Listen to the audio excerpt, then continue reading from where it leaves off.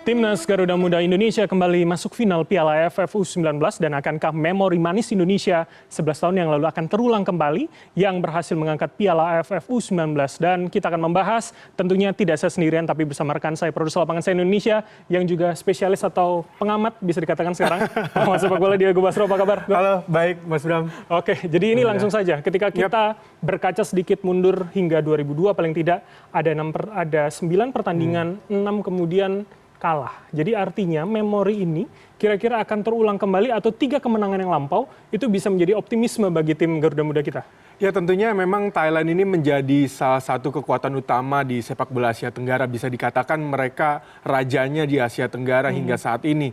Dan memang berdasarkan rekor yang dimiliki oleh Thailand sendiri, mereka 6 kali masuk final dan 5 kali berhasil memenangkan final tersebut. Ini tentunya menjadi tantangan tersendiri bagi Indonesia. Akan tetapi Bram, yang perlu menjadi perhatian adalah bahwa terakhir kali Indonesia masuk final dan bermain di Jawa Timur pada tahun 2013, saat itu ditukangi juga oleh pelatih Indra Syafri, kita berhasil menggondol Piala AFF U19 tersebut. Nah, diharapkan Jawa Timur ini membawa tuah tersendiri untuk Indra Syafri dan anak-anak asuhnya sehingga kita bisa mengalahkan Thailand pada pertandingan malam hari ini. Jadi kalau ibarat ada 3 poin, ada Surabaya, ada Indra Syafri, kemudian tinggal pemainnya ya? Tinggal pemainnya, bagaimana menerapkan nanti instruksi-instruksi dari Coach Indra Syafri. Nah, kira-kira kalau dari pemain akan seperti apa? Akankah sekuat di 2013 untuk Indonesia sendiri, baik dari penyerang maupun siapa backnya nanti penahannya begitu? Ya, apabila kita melihat materi pemain Timnas U19 Indonesia pada Piala AFF U19 kali ini memang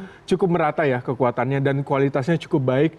Kita dapat lihat dari hasil-hasil pertandingan sebelumnya di mana Indonesia selalu berhasil meraih kemenangan. Dan semua pemain yang ada di tim ini memberikan kontribusinya secara maksimal, baik di lini belakang, lini tengah, maupun lini depan. Bahkan pemain-pemain lini belakang kita seperti Kadek, kemudian juga Iqbal, itu berhasil mencetak gol di pertandingan-pertandingan sebelumnya. Bahkan di pertandingan melawan Malaysia kemarin, Buffon berhasil mencetak gol melalui tendangannya yang berhasil mengenai kiper dari Malaysia, sehingga membuat kemenangan Indonesia atas Malaysia, kita berhasil melaju ke final akibat. Nah, itu bisa kemudian potensi mengulang kembali seperti yang melawan Malaysia itu bisa terjadi dengan komposisi hari ini pemainnya?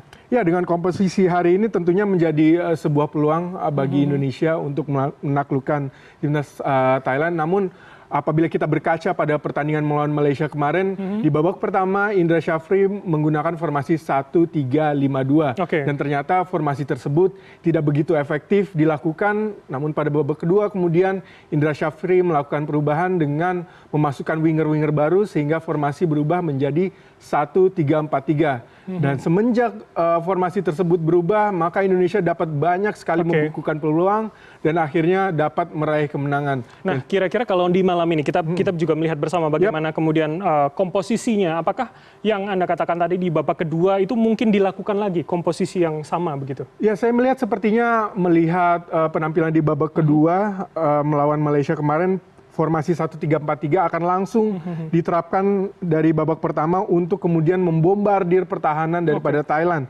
Apabila kita melihat formasi 1-3-4-3, maka yang akan menjadi kunci adalah pergerakan di sisi sayap. Karena di sisi tersebut kita secara natural akan ada lebih banyak pemain di sana yang diisi, misalnya di sayap kiri ada Donitri, kemudian juga ada Rizky Afrizal yang nantinya akan dibantu oleh Iqbal yang akan naik sehingga membuat kita bisa menang jumlah pemain di sisi sayap tersebut.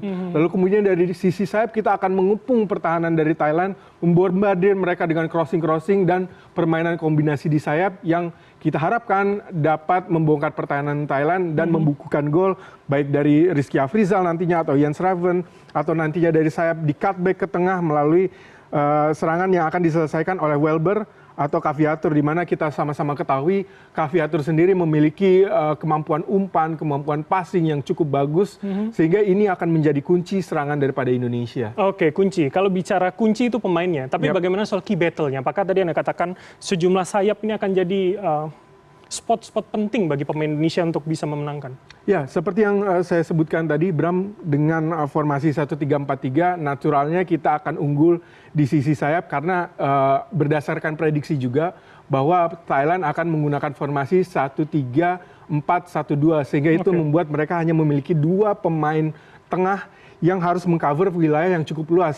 Sehingga di antara dua pemain tengah itu bisa dieksploitasi oleh pemain-pemain sayap Indonesia yang turun ke half space, kemudian melakukan combination play dengan wingback dan juga center back yang akan naik, dan juga salah satu pemain tengah apakah itu Welber atau Caviatur yang akan melakukan rangkaian passing di area itu, memancing pemain-pemain Thailand ke satu sisi, kemudian kita akan menyerang ke sisi berikutnya, yang dimana saya melihat di pertandingan-pertandingan sebelumnya Thailand cenderung lemah dalam mengantisipasi bola-bola yang diangkat ke tiang jauh, sehingga itu harusnya menjadi area yang diincar oleh pemain-pemain Indonesia nantinya. Tapi kalau kemudian Anda mengatakan itu bisa menjadi peluru tajam bagi Indonesia ke Thailand, ketika itu digunakan, apakah itu tidak diantisipasi kemudian? Paling tidak, ya mereka juga melihat track record Indonesia, begitu. Ya tentunya ini menjadi satu hal yang menjadi ciri khas sepak bola modern, bahwa ada analis-analis yang dipersiapkan oleh tim masing-masing untuk melihat kelemahan, kebiasaan-kebiasaan lawan yang tentunya sudah dibaca oleh analis dari timnas Thailand. Akan tetapi yang akan menjadi kunci adalah bagaimana Indonesia bisa dengan sigap, dengan baik menerapkan apa yang diinginkan oleh Coach Indra Syafri, dan apabila memang permainan Thailand ini organisasi permainannya cukup rapi ya, sehingga kita harus cukup bersabar dan melakukan sirkulasi bola yang cukup cepat sehingga tidak mudah diantisipasi oleh pemain-pemain Thailand, karena dengan organisasi permainan yang baik mereka akan dengan sangat cepat bisa menutup ruang-ruang yang dapat menjadi bahaya bagi permainan mereka, bagi pertahanan mereka, sehingga Indonesia harus betul-betul cepat melakukan serangan dan betul-betul memperhatikan juga, Bram, ketika kehilangan bola kita harus cepat mempressing balik atau cepat turun untuk membentuk pertahanan kita. Jadi mereka itu susah mengantisipasi tapi cukup rapi begitu ya, menata di awal. Oke. Tapi yang menarik, ketika Marcelino tidak diturunkan, akankah itu menjadi poin minus bagi tim Indonesia? Ya tentunya Marcelino ini menjadi salah satu wonderkid di sepak bola Indonesia, di mana hampir semua kelompok umur dia ikut di dalamnya, U19, U23, bahkan bermain di timnas senior. Tentunya ini menjadi pertimbangan mengapa Coach Indra Syafri tidak membawanya dia ke dalam skuad kali ini, karena biasanya kalau di luar negeri itu, di negara-negara Eropa, pemain yang sudah bermain di level senior mereka tidak akan dipanggil lagi di level-level di bawahnya.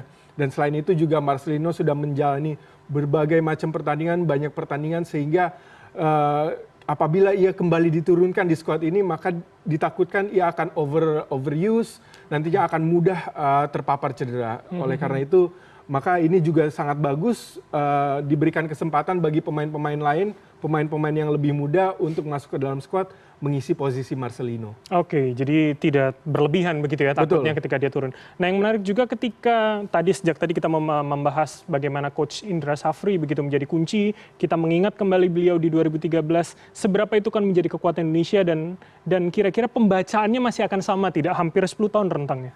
Nah, Coach Indra Syafri ini kan terakhir yang membawa kita juara Piala AFF U19. Ia juga berhasil membawa kita meraih medali emas di SEA Games dengan timnas U23. Dan tentunya kita harapkan ada tuah tersendiri dari Indra Syafri sehingga ia bisa mengulang memori di tahun 2013 pada malam hari ini. Dan apabila kita melihat di tim-tim Indra Syafri sebelumnya, bahwa yang menjadi kekuatan adalah bagaimana Indra Syafri bisa membentuk chemistry yang baik di antara para pemain.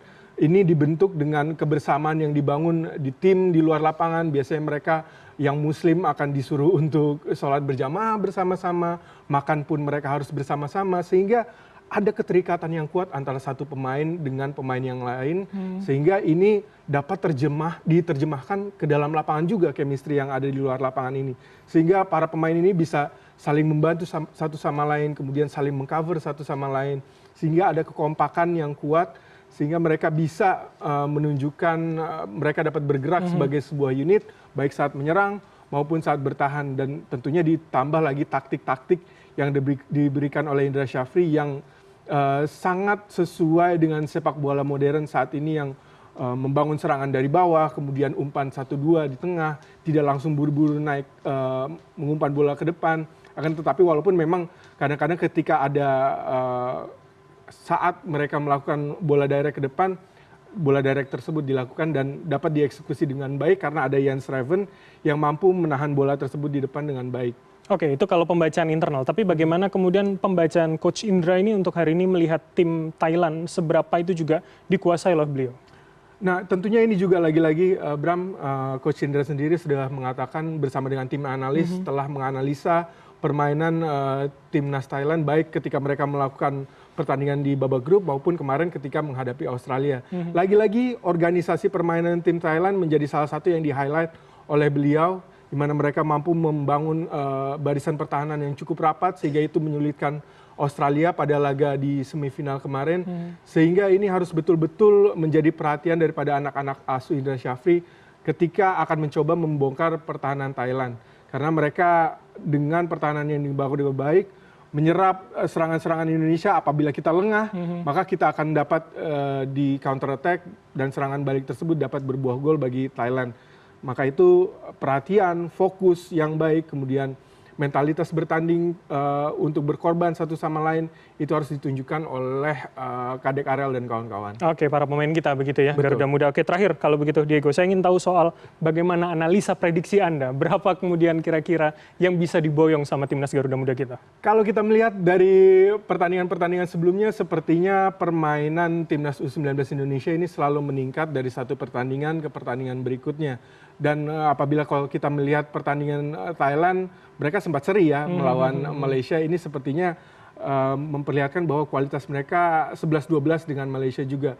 Akan tetapi dengan dukungan publik tuan rumah dan perkembangan permainan yang ditunjukkan oleh Alfiansyah dan kawan-kawan, saya cukup optimis Indonesia dapat meraih gelar juara Piala AFF U19 ini dan mampu memenangkan pertandingan dengan skor 2-1. 2-1, walaupun tipis yang penting menang begitu ya? Betul. Oke, baik.